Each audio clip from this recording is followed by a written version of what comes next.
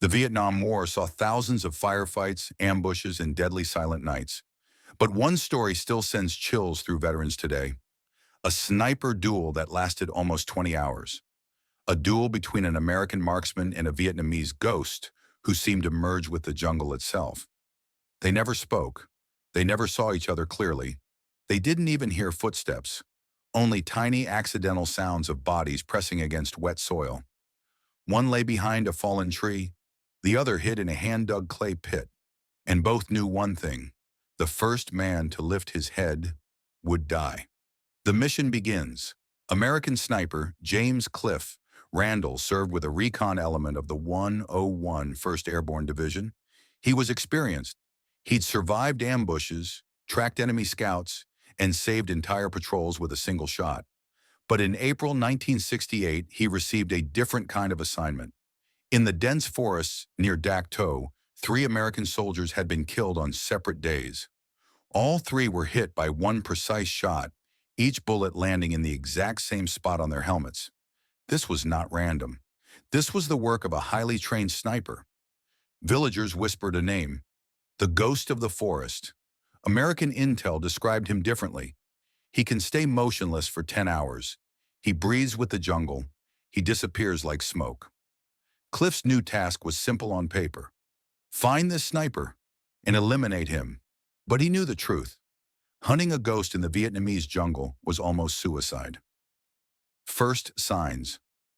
The patrol moved at dawn, when the fog still hugged the ground and insects hadn't begun their deafening chorus. Cliff walked last, always last. He didn't make jokes. He didn't chat. He listened. After about an hour, he noticed something odd. A small branch was broken, but not by a boot. It had been snapped carefully by fingers. Only a sniper would move with that kind of discipline. Cliff raised his fist. The patrol froze. The commander whispered, "Should we keep going?" Cliff simply nodded. The hunt had already begun. Tracking the ghost. This part of the jungle was suffocatingly thick. Towering trees, layers of vines, wet soil that clung to boots. You had to move slowly, sometimes just a few meters per minute. Cliff dropped to the ground and began crawling, leaving almost no disturbance. He moved only when the wind rustled the leaves. When the air was still, he became a statue. After another hour, he found something else: a shallow depression in the dirt, covered with fresh leaves. A decoy position. This told him everything he needed. His opponent wasn't just a good shooter. He was a professional counter-sniper, using false nests to confuse trackers. Cliff whispered to himself, "He's testing me." First contact. Around midday, Cliff heard a sound so faint he wasn't sure it was real, like a forearm brushing against wet leaves. He froze instantly. Sweat crawled down his back. He didn't breathe. Somewhere ahead, the Vietnamese sniper was adjusting position. Cliff scanned the foliage. For a moment, he caught a tiny glint. Not a lens flare, too weak for that, but the faint sheen of metal buried in shade. He shifted his M40 rifle 2 centimeters. No more. The jungle fell into absolute silence. Silence so intense it felt louder than gunfire. The rain changes everything in Vietnam. Weather shifts in seconds. Suddenly, a heavy tropical rainstorm began. This was Cliff's chance. Rain mass movement. It hides sound and smell. It gives a stalker cover. He slid forward, slowly, painfully slowly, almost an inch at a time. Then he heard it again, a soft, wet slap, like a palm or sleeve brushing mud. It could have been a frog, or a falling leaf, or the ghost moving his rifle. A blade of tall grass bent ever so slightly, not by wind, but by the weight of a crawling body. Cliff's pulse quickened. The ghost of the forest was close, very close, maybe 30 meters ahead, and he was also hunting. The psychological war hours crawled by. Neither man moved, neither man broke discipline. 2 predators buried in mud, 2 men whose lives depended on a single flick of a finger. Cliff's hand trembled slightly. Exhaustion, cold, stress. But he forced it still, tightening his muscles until he felt pain. His breathing became so shallow he could barely hear it himself. He could feel the Vietnamese sniper doing the same, Both were waiting for the other to blink, twitch, or exhale too loudly. This was no firefight. This was pure psychological warfare. Silence became a weapon. The mistake. Near sunset, a mosquito landed on Cliff's trigger finger, buzzing, crawling, biting. If he swatted it, he would reveal his position. If he let it bite, the pain might make him jerk. He chose the hardest option, absolute stillness. The mosquito stung him, sharp, burning pain. Cliff's entire arm wanted to twitch, but he didn't move. And at that exact moment he heard it. A breath, barely audible, barely human, but real. The Vietnamese sniper had inhaled slightly louder than he meant to. A tiny mistake, but enough to give away direction and distance. The setup ending of part 1. Now Cliff had everything he needed. Rough distance, angle, approximate height of the enemy's hide. But he also knew the ghost was no fool. Vietnamese snipers often used shadow positions to lure opponents into firing first. If Cliff shot at the wrong spot, he would expose himself, and the ghost would kill him. Night approached. The rain ended. The jungle held its breath. Cliff slowly adjusted the crosshair, aligning it with the faintest distortion in the vegetation. The ghost was preparing too. He had also found Cliff's angle. He was also lining up a shot. 2 snipers, 2 rifles, 2 breaths, 1 chance. The moment of death was coming. Night in Vietnam was not darkness. It was thickness. A heavy, wet, impenetrable blackness that swallowed shapes, distances, even time itself. Cliff Randall remained perfectly still, his cheek pressed against the cold metal of the rifle, his eyes locked on the patch of vegetation where he believed the ghost was lying. The rain had stopped. Crickets were silent. Even the trees seemed to be holding their breath. Somewhere ahead, the Vietnamese sniper was doing the exact same thing. Frozen, calculating, waiting for the slightest mistake. Hours passed. Cliff felt the mud harden around his elbows. His fingers were numb. His stomach growled quietly, but nothing mattered except the space in front of his crosshair. Then,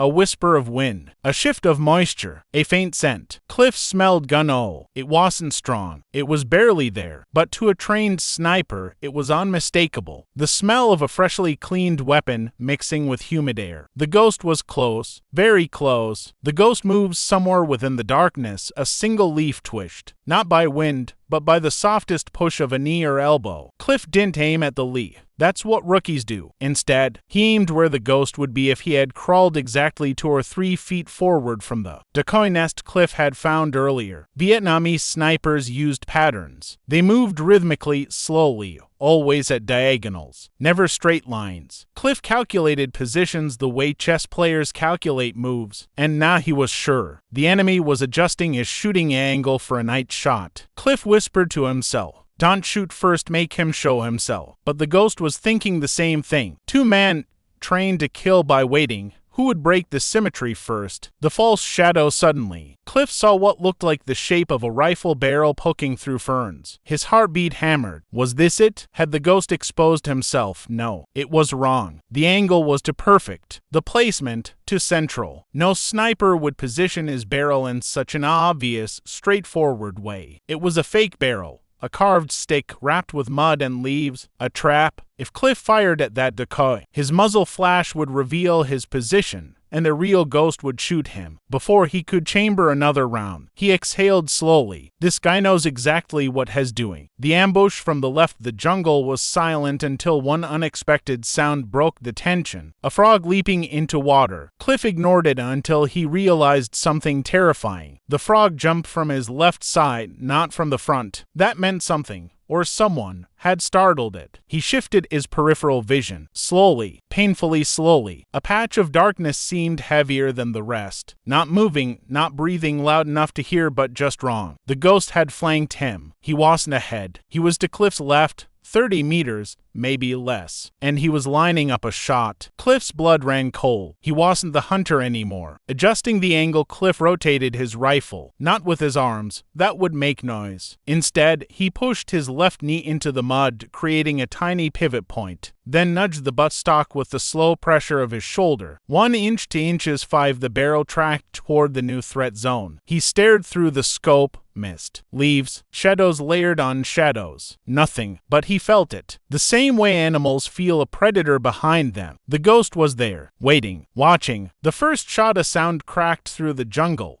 So faint Cliff wasn't sure he had heard it. Not the gunshot, not a branch, a click, metal sliding, a safety being carefully disengaged. Cliff inhaled. The ghost was preparing to fire. He had seconds, maybe less. Then the night erupted. A muzzle flash burst to his left, a blinding orange flower in the darkness. The ghost had fired. The bullet ripped through the leaves inches above Cliff's head, showering him with fragments of bark and soil. Cliff didn't think. He reacted. He rolled his body half an inch to the right, found the source of the flash, and pulled the trigger. His own muzzle flash tore open the night. A cross pattern of sparks from both rifles lit the jungle for a brief moment, and then silence swallowed everything again. To shots, to snipers, to man still alive. The duel was far from over. The countermove, Cliff didn't know if his bullet hit anything. No cry, no movement, no shift of leaves. Just silence, the kind that feels like a weight on the chest. He held his breath and listened. Then,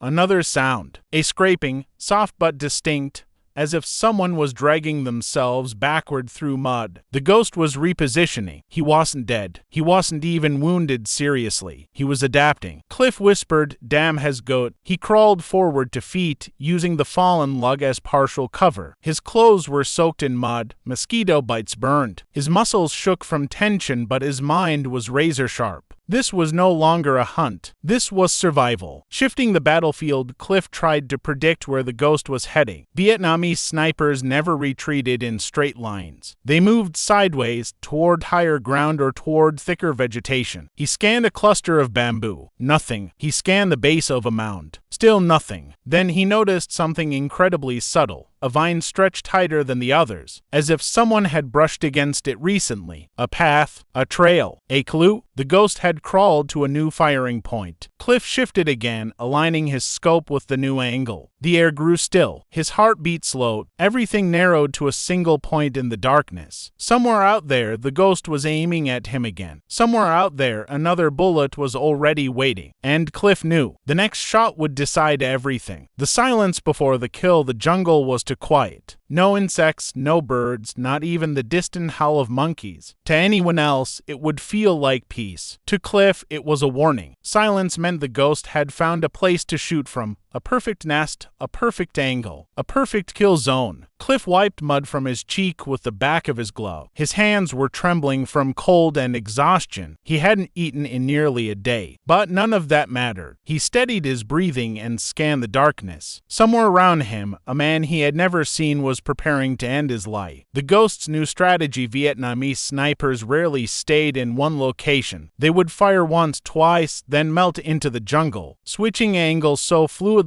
it seemed like teleportation. Cliff knew this, so he filtered the possibilities. The ghost would choose thick cover, bamboo clusters, root tangles, or mounds. He would avoid open ferns. He would fire from slightly below or slightly above eye level to confuse depth perception. He would not take risky shots, and he would wait for Cliff to reveal himself with a noise. Cliff whispered into the night, "You're not going to get me that easily." He pressed his ear to the soil. Sometimes, if you're lucky, you can hear crawling through vibrations. Nothing. No movement. Which meant only one thing. The ghost was already in position. The flank maneuver, Cliff made a decision that could kill him. He shifted 10 feet to the right, far enough to break the ghost's predicted angle, but not far enough to create noise. Every inch felt like a mile. Roots scraped his chest. A thorn sliced his forearm. He bit his lip to keep from gasping. Then he froze. There, in the faint moonlight filtering through the canopy, he saw something. Not a silhouette, not a face, a curve. A single curved leaf pressed down slightly, its stem bent as if under a small weight. To an untrained eye, it was nothing. To a sniper, it was a signature. Someone had crawled there recently. The ghost was ahead. Not far. Maybe 20 meters. Cliff placed his cheek to the stock and took aim. The ghost fires first, a flash, lightning bright, explosive, sudden. The ghost fired, and Cliff saw the puff of muzzle flash like a burst of embers in the dark. The bullet ripped across Cliff's sleeve, tearing fabric, shocking his arm with burning pain. He dropped his elbow. Mud splashed. He wasn't hit badly. just grazed, but the ghost would not miss again. Cliff forced himself to stay calm. Find the angle, find the recoil, find the enemy. He studied the exact point where the muzzle flash had bloomed. It came from beneath a heavy tangle of roots, a natural bunker. The ghost had dug himself into the ground. Damn. A perfect position. Cliff couldn't shoot straight into it. The roots would block the bullet. He needed elevation. He needed something to bounce the shot. Or he needed the ghost to move. Neither option looked likely. The shadow of a barrel suddenly, a shape protruded from the root tangle. A thin line. Barely visible, but Cliff recognized it instantly. The ghost was adjusting his barrel. It was tiny movement, maybe an inch, maybe less, but that was all Cliff needed. He lined up his crosshair, not on the barrel. That was too small, but on the dark triangle of shadow just above where the ghost's head would be. He waited for the next mistake. His heartbeat slowed, his vision tunneled. Then, a tiny exhale, a fraction of a breath. The ghost had made his second mistake. Cliff squeezed the trigger. The shot that decides everything. The sound split the night. Bam. The recoil punched Cliff's shoulder. The bullet tore through bamboo, leaves, and mud. For a moment, nothing. No scream, no motion, no sound. Cliff feared head missed. Feared the ghost would counterattack. Feared had given away his position fully. Then, a slow collapsing noise, a body shifting, the soft thud of a rifle dropping. The ghost had been hit. Cliff waited, and waited. Still nothing. Finally, he crawled forward, not standing, not exposing himself, staying low, moving inch by inch toward the fallen shooter. The smell hit him first. Gun oil, sweat, iron, damp soil. He found the ghost lying in a shallow dugout, one hand still gripping the stock of an old Mosin Nagant. No movement, no breathing. The duel was over. The face of the enemy. Cliff didn't know what he expected. A monster, a shadow, a faceless killer. But the ghost looked young, maybe early 20s. His skin was covered in mud. His face was calm, almost peaceful. A man who had accepted death long before it arrived. Cliff whispered softly, "Damn, you were good to good." He removed the enemy's rifle. The weapon was nearly ancient but meticulously maintained. Not a speck of dirt in the action. Not a drop of rust. This was a man who lived for discipline, for patience, for the hunt. Cliff nodded with respect to the fallen sniper. Then he heard rustling. The final danger to silhouettes emerged from the trees. Vietnamese fighters. Cliff froze. If he raised his weapon, they would kill him. If he ran, they would shoot him in the back. He stayed still. The fighters spotted the body of their comrade. One knelt beside him. The other gripped his rifle tightly. Then they saw Cliff. His rifle lowered, his hands open, covered in mud and blood, breathing heavily. Both sides stared at each other. Two Americans, two Vietnamese, caught in a moment where a single gunshot could restart the war between them. The older Vietnamese fighter raised his hand. A gesture, not of surrender, not of attack. A gesture saying, "The duel is over. Leave." Cliff didn't understand their words, but he understood the meaning. He nodded once, slowly backed away, and disappeared into the jungle. The fighters did not pursue him. Honor had been satisfied. The ghost had fought well. The duel had ended as it should. Sniper against sniper, skill against skill, without dishonor. Epilogue. Cliff returned to base at dawn, exhausted, dirty, shaken. When asked what happened, he simply answered, "There was another sniper. He won't be shooting anymore." He never bragged about the duel, never told the bloody details, never claimed victory, because in his heart he knew the truth. He had killed an equal, a man as deadly, patient, and skilled as himself. And somewhere in the quiet morning wind, the jungle whispered a name. The ghost of the forest. A legend now gone. A story now sealed. A duel that no one would ever forget. Now let's shift our focus. Our main story has ended, but the world of snipers is full of shadows, myths, and half-forgotten names. And among them, there are shooters far less famous yet far more mysterious. In this next short story, we will explore a different kind of marksman. Not a legend with hundreds of confirmed kills, but a phantom-like sniper whose identity remains uncertain to this day. A man NATO soldiers called simply the Ghost of Kunduz. A sniper who appeared out of nowhere, struck with impossible precision and vanished into the desert wind. The legend begins American and British soldiers serving near Kunduz in northern Afghanistan told many stories. Most were ordinary,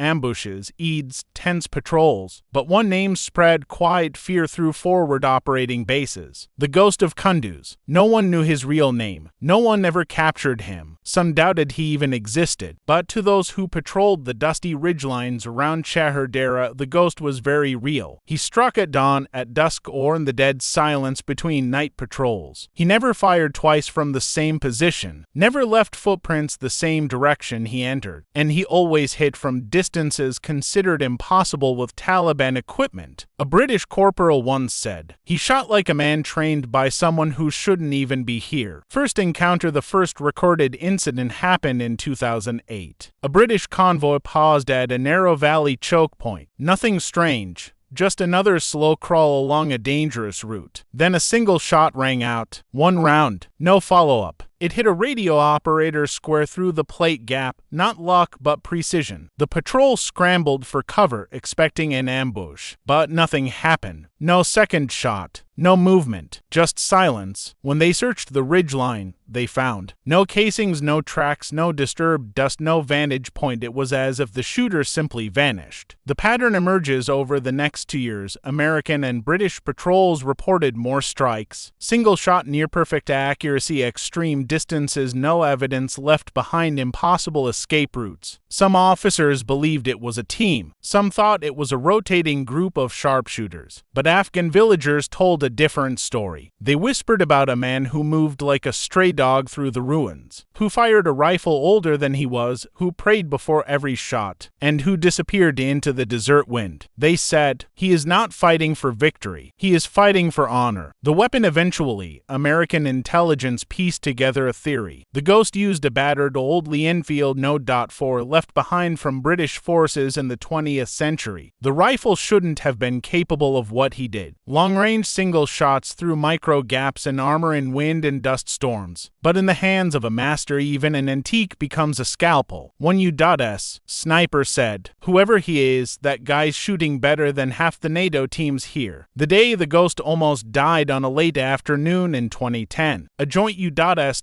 German patrol walked into what felt like another ghost attack. A soldier spotted a glint on a ridge, a tiny reflection, probably a scope, maybe a trick of the sun. They radioed artillery. Coordinates set. Fire mission approved. A barrage thundered across the slope. Dust swallowed the entire hill. No one could survive that. Or so they thought. When the dust settled, they found 3 things. A single boot print, a blood trail, and on a rock, a single round unfired. A signature, a message. The ghost had been hit, but he escaped again. The mystery deepens after that day. The sniper attacks stopped for months. Some believed he had finally died from his wounds. Others said he had left Kunduz forever. But one evening, a Canadian patrol saw something chilling. A single shot cracked across a dry riverbed and hit a tire just inches from a gunner. Not a miss, a warning. They scanned the horizon, but all they saw was heat shimmer. One soldier swore he saw a figure retreating behind an outcrop, thin, wearing mismatched clothes, carrying a long rifle wrapped in cloth. But when they moved to the spot, the man was gone. Again, a question without answers. By 2011, NATO intelligence admitted something unusual. They had no identity, no captured equipment, no communication intercepts, just stories. A name whispered across bases. The Ghost of Kunduz. Some soldiers admired him. Some feared him. Some doubted he was even a single man. But American snipers who served in the region said, "That guy knew exactly what he was doing. He wasn't random. He was trained." The hunt begins. By mid-2011, American and British commanders decided they could no longer ignore it. Too many patrols were reporting the same pattern. One shot long range, no second round. The shooter vanished, so a small NATO sniper team was tasked with a single mission: find the ghost, or at least prove he existed. The team studied every incident. Distance, angle, time of day, terrain, weapon characteristics. What they discovered shocked them. The ghost wasn't just good. He was consistent,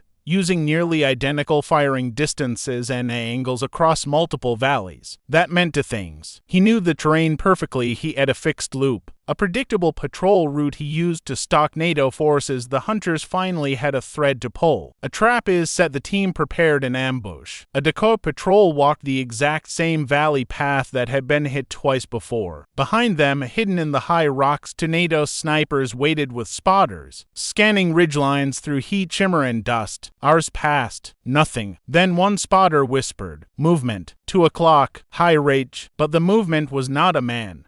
Just a fluttering rag on a branch. A decoy. Someone was testing the team. The snipers shifted positions, scanning deeper, slower, more methodically. For a long time, nothing happened. Then, when the sun began to set, a tiny muzzle flash blinked from behind a distant boulder. One shot. The decoy vehicle's mirror shattered. It wasn't aimed at a soldier. It wasn't intended to kill. It was a message. "I see you." The chase through the dust. The snipers gave the order, "Move now." U.S. infantry rushed up the slope. German troops circled from the left. A joint squad climbed from the back side of the ridge. It was the first time NATO forces had reacted fast enough to possibly corner him. But when they reached the ridge, there was no man. Just a sliding line in the dust, a mark where someone had crawled downhill fast. The ghost wasn't running blindly. He had planned the escape route. He moved through dry creek beds, rock shadows, broken compounds, goat paths too narrow for boots. Every time the soldiers closed in, they found a new dust mark, always seconds old, but never the man himself. It was like chasing smoke. The final sighting. After nearly an hour, the pursuit reached a dead village. A cluster of collapsed mud brick houses. Someone was inside. A faint silhouette passed behind a shattered wall, thin, carrying the long rifle wrapped in cloth. The soldiers took positions. One German soldier shouted a command in Pashto, ordering the man to surrender. Silence. Then the silhouette stepped into view,